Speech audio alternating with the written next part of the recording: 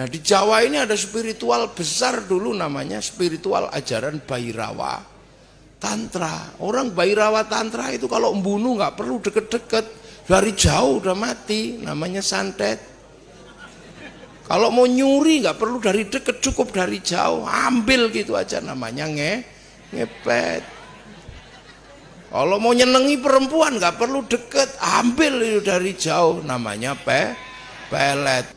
Nah itu akhirnya oleh Syekh Jumadil Kubro, oleh Syekh Samsuddin Al-Baqir Al-Farsi, ajaran-ajaran ini mulai tertibkan. Sebagian tertib, sebagian lari. Ada yang lari ke selatan di sekitar Parangkusumo, yang ke barat lari ke Gunung Serandil di Jambi Pitu Cilacap, lari ke Sukabumi terus ke barat ke Banten. Yang ke timur naik Gunung Lawu, naik Gunung Kawi, masuk ke Alas Purwo. Lah di sana ajaran ini kemudian ditertibkan sama putranya Raden Rohmat, namanya Sunan Bonang. Nah Raden Rohmat ini putranya Mbah Ibrahim Asmoro Kondi, putranya Syekh Jumadil Kubro Turko.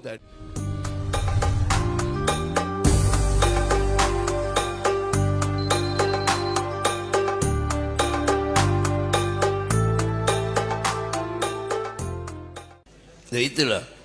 Jadi makanya kita ini dari dulu terbiasa berbeda-beda tetapi tetap satu. Loh, nah ini kan ini Indonesia, dan itu terbiasa di jajaran muridnya ulama. Makanya NU itu biasa aja bergaya seperti muridnya ulama. Karena apa? Kita diajarkan ilmu ahli sunnah wal jamaah. Ahli sunnah wal jamaah inilah yang zaman gini. Nah agar kita ini nggak lupa bahwa kita muridnya ulama, diajari untuk tidak lupa masa lalu. Makanya kita ini masa lalu kita ingat. Dan itu pelajaran NU, sampean dimanapun jangan sampai lupa. Sampean ini muridnya ulama. Ada hal-hal yang sudah dikerjakan oleh ulama sebelumnya. Makanya agar kita tidak kepaten obor, kita bikin harlah, kita bikin khol, kita menceritakan sejarah para pendahulu. Oh sahabat, ini dulu yang dikerjakan oleh sahabat. Waktu pindah dari Makkah Madinah, ada yang pindah ke Basrah, ke Persia. Oh ini kita tahu sejarahnya lah. Di Persia Islam ketemu dengan namanya ajaran Majusi, ajaran Majusi, karena di sana ketemu raja besar namanya Raja Rustum. Orang Jawa menyebutnya Rustam. Raja Rustum ini agamanya Majusi, penyembah api, yang mampu mengislamkan Sayyidina Ali. Maka kemudian mengambil menantu Sayyidina Husain Raja Rustum, lahir Sayyid Ali Zainal Abidin. Lah karena Raja Persia yang tadinya Majusi masuk Islam, maka kemudian meninggalkan ajaran Majusi. Ajaran Majusi punya peribadatan, namanya peribadatan menyembah api. Api Majusi ditaruh di bangunan tinggi, namanya Manaro. Makanya begitu masuk Islam, bangunan tingginya tetap ada, apinya dibuang, maka depan Masjid Persia ada Manaro. Semenjak itulah seluruh dunia Islam pengen bangun Manaro di depan masjid, sampai Yogyakarta namanya menoro. Loh, itu nah kita nggak perlu ributkan menoro. Ini santri pasti tahu sejarahnya itu. Kemudian di situ ada peristiwa terbunuhnya Sayyidina Husain di bulan Asyura. Maka santri-santri mengenang peristiwa bulan Asyura, menyebut bulan Asyura dengan sebutan bulan Suro. Makanya santri di Yogyakarta kalau bulan Suro bikin santunan anak yatim. Kenapa? Karena memperingati terbunuhnya Sayyidina Husain. Termasuk tidak mantu orang Jogja, itu adalah tradisi santri. Karena itu bulan duka, jangan bikin pesta makanya bulan 1 Suro di Jogja ada muter beteng 7 kali tanpa ngomong. Ini bulan duka, ojo kokean cangkem ngono toh maksudnya itu. Nah ini kan cara-cara mengenang sejarah nenek Oh ya, makanya bulan Suro di Solo keliling beteng ngikuti kebu Kiai Slamet. Terus talo taeknya keluar diusap-usap, usapke. Maksudnya ini bulan duka, jangan bersolek, jangan berdandan. Tapi bagi yang tidak mengerti dan tidak suka dengan tradisi santri, mengatakan ini karena tahayul, percaya Nyi Roro Kidul mantu. Itu cara olok-olok santri yang mengenang masa lalu. Lah sing olok-olok seperti ini pertama siapa? Belanda. Itu hoak pertama yang dibikin Belanda. Lah banyak yang percaya dengan hoak itu. Makanya santri kadang dituduh ini. Jadi kalau panjenengan satu suro keliling beteng di keraton itu maknailah bahwa ini adalah bulan duka, bulan Asyura, maka jangan kokean lambing. Wangel. Kemudian Islam geser lagi. Datang pertama kali dari sini geser, turunnya di Jogja. Jadi Jogja ini kau yang memulai, jangan sampai kau yang mengakhiri. Kenapa? Ya karena yang masuk ke sini dulu namanya Sayyid Jamaluddin Al-Husaini Al-Kabir. Ila Jawa menyebutnya Syekh Jumadil Kubro, naik ke Gunung Merapi. Kenapa? Karena orang sini takut Merapi yang bledas-bledos itu. Karena 1006 pralaya ini runtuh. Nah, Syekh Jumadil Kubro naik ke situ untuk meredakan gunung, sebab gunung itu takut sama Quran. Lau anzalna hadzal qur'ana ala jabalin la ra'aitahu khasyi'an mutasaddian min khasyatillah. Itu dibaca. Kalau gunung sudah mulai gini itu baca. Ya itu dibaca. Lah makanya Mbah Marijan juga baca itu kalau gunung sudah bergerak, dibaca sama Mbah Marijan. Terjemahan ayat itu dibikin kidung, namanya Kidung Kacer. Kenapa? Karena Syekh Jumadil Kubro Mbah Marijan nggak bisa baca surat Al-Hasyr, keluarnya Kacer. Loh, selamat datang istri saya. Monggo lho. Kok ijenan sapa sing ngancani cah? Endi? Lho mulai kabeh. Ya wis nak lungguh mburi kono. Kono ana sing wedok rene ngancani bojoku kene. Kene. Nduk, nduk. Ayo kene. Lho NU iki biasa ngono. Kene. Kene sampean munggah rene. Heeh wis nang rene kok datang ngene-ngene barang. Nah. Kono sebelah kono. Lah kono nah kae sampean rene kancane. Nggih, lho. Kuwatir kula rabi meneh dikancane. Lha sakjane kula niku ya wani, ning bojo kula luwih wani.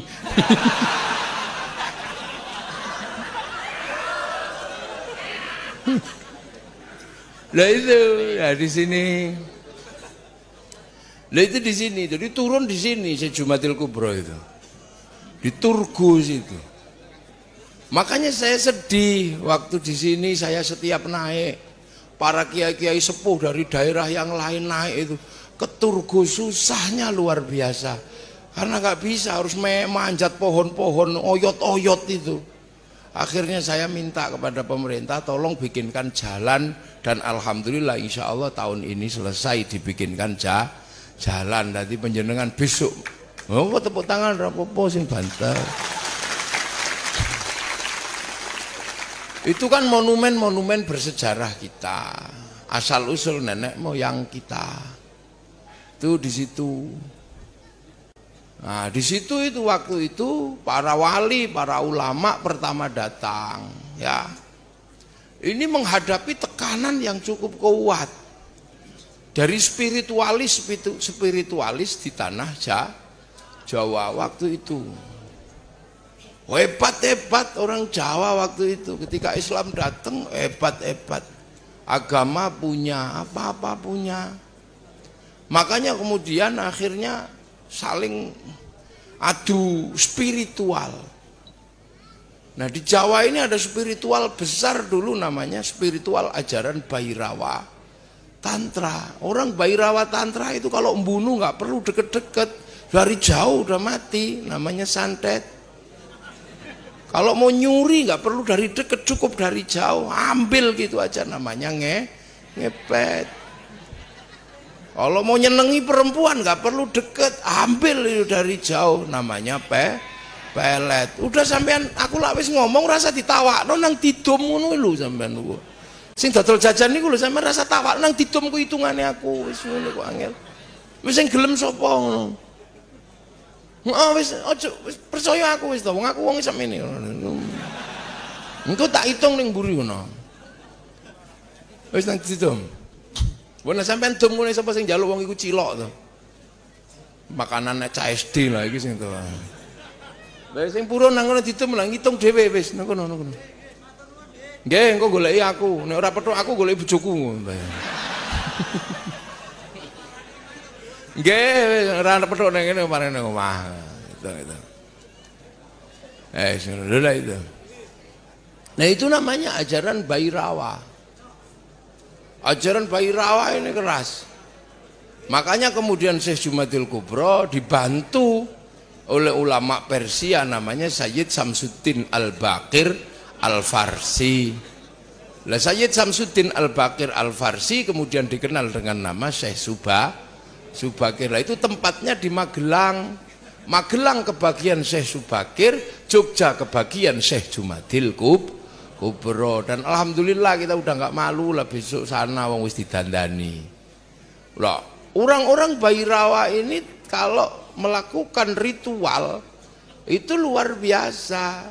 Ritualnya apa? Ritualnya pancamakara. Pancamakara itu bukan ritual sembarangan, tapi muter gini, laki perempuan telanjang semua. Syahwatnya dipenuhi, syahwat bawah perut dipenuhi dengan hubungan seks bebas. Syahwat perutnya diwareki, dikasih makan sesukanya. Biar pikirannya tenang dikasih minum arak. Terus biar nanti kalau sukmanya ini sudah tenang, itu sukmanya bisa keluar. Supaya sukmanya nanti nggak kehilangan arah, dikasih makan daging manusia, namanya pancamakara. Akhirnya santet, pelet, ngepet. Itu mulai dari Kedu, Jogja ini pusatnya. Nah itu akhirnya oleh Syekh Jumadil Kubro, oleh Syekh Samsuddin Al-Baqir Al-Farsi, ajaran-ajaran ini mulai tertibkan, sebagian tertib, sebagian lari. Ada yang lari ke selatan di sekitar Parangkusumo, yang ke barat lari ke Gunung Serandil di Jambi Pitu Cilacap, lari ke Sukabumi terus ke barat ke Banten, yang ke timur naik Gunung Lawu, naik Gunung Kawi, masuk ke Alas Purwo. Nah di sana ajaran ini kemudian ditertibkan sama putranya Raden Rohmat, namanya Sunan Bonang. Nah Raden Rohmat ini putranya Mbah Ibrahim Asmoro Kondi, putranya Syekh Jumadil Kubro Turko. Jadi sejarah perwalian di Nusantara mulainya dari tanah Yogyakarta. Nah itu. Lah akhirnya sebagian hilang, tertibkan lagi sama Sunan Bonang, berada di daerah Kediri di sekitaran Patung Totok Kerot, daerah Pagu Pamenang. Tertibkan di sana, akhirnya orang Bhairawa ikut sama para wali. Jenjeng Sunan saya ikut, ya wes mutermu tetep gak apa-apa, tapi jangan telanjang. Maka dikasih baju, laki perempuan dipisah. Terus arak itu haram, maka diganti teh, kopi. Lah tumpeng itu nasi halal tidak apa-apa, tapi ingkung manusia itu diganti sama ingkung pitik. Mantra Ngrogo Sukmo diganti kalimat tauhid la ilaha illallah. Akhirnya kemudian terjadi pertemuan antara ajaran Islam dan ajaran Nusantara. Makanya kemudian sampai sekarang kita masih menyisakan adat tumpeng sama ingkung. Musyrik tidak, ya tidak. Yang musyrik adalah yang awal diajarkan oleh Bhairawa, yang ini diajarkan oleh para wali. Karena santri sering mengikuti sejarah para wali, membenarkan para wali, maka santri tidak pernah komplain dengan budaya tumpeng. Makanya sampean kalau ada budaya tumpeng itu adalah budayanya para wali untuk apa? Mempertemukan Islam dengan budaya Nusantara. Dan kita adalah penerus para wali. Makanya ono wong kok musyrik no tumpeng diceritani dene kok isih ngeyel ya tapuk lambene ngono. Lah itu kita ini terus ingat ngikuti, makanya muridnya ulama ini. Nah mulai ada pertemuan budaya. Kaum muslimin diperkenalkan baju pertama oleh para wali adalah bajunya Rasulullah pakai jubah, sampai orang Indonesia, orang Jawa menyebutnya baju syar'i karena itu adalah syariat Rasulullah pakai jubah. Ya enggak ditolak jubahan. Cuman jubah susah dipakai tandur atau derep. Maka akhirnya para wali berijtihad. Itu ijtihadnya apa? Jubah itu dipotong. Nah supaya identitas syar'inya tidak hilang, maka baju syar'i yang dipotong dikasih nama syar'un. Nah orang Jawa nggak punya huruf ain, punyanya monggo botongo, maka syar'un jadi sarung, saruan jadi sarungan. Lah inilah syar'un. Ini makanya kiai santri pakai sarung ini ndak apa-apa. Makanya kiai kalau takbir Allahu Akbar aman karena aurat laki-laki baina surah warubah. Lah ini dilinting pasti nyantol. Makanya Allahu Akbar nyantol. Nah yang tidak punya sarung itu khawatir melorot. Allahu Akbar segini. Nah itu guyonannya santri, nggak usah dipleset-pleset kan nanti malah repot. Nah ini loh, ini sebenarnya cara-cara itu. Makanya nggak ada masalah. Nah begitu cara-cara ini cuma dipakai. Akhirnya apa? Santri membuat Islam ini menjadi indah. Nah salah satunya kita keindahan santri itu adalah bagaimana mengkondisikan orang di Nusantara semakin mengenal ajaran Allah. Nah ajaran Allah dipegang dengan benar. Wa'tasimu bihablillahi jami'an wala tafarraqu. Diperpeganglah pada tali Allah dan jangan tercerai-berai. Tali Allah itu apa? Ya Al-Quran dan sunnah. Loh, makanya setiap ajaran Quran mengajarkan sesuatu membuat kita tidak tercerai-berai. Perintah kulu washrobu, makanlah dan minumlah, itu perintah. Makanya makan dan minum termasuk hablillah agar tidak tercerai-berai. Maka kemudian makan dan minum dijadikan sarana hidup bersama. Makannya bareng pakai tumpeng, pakai ingkung. Doa apakah perintah? Doa itu juga perintah. Ud'auni astajib lakum. Makanya bagaimana setiap perintah menjadi sarana bersama sama sarana persatuan. Maka santri NU biasa kalau doa bareng ada istighosah bareng habis sholat doanya juga bareng karena doa itu perintah. Makanya kita kalau doa bareng sing ndonga mek siji tok sing pinter liyane amina amin. Kalau kepanjangan amin.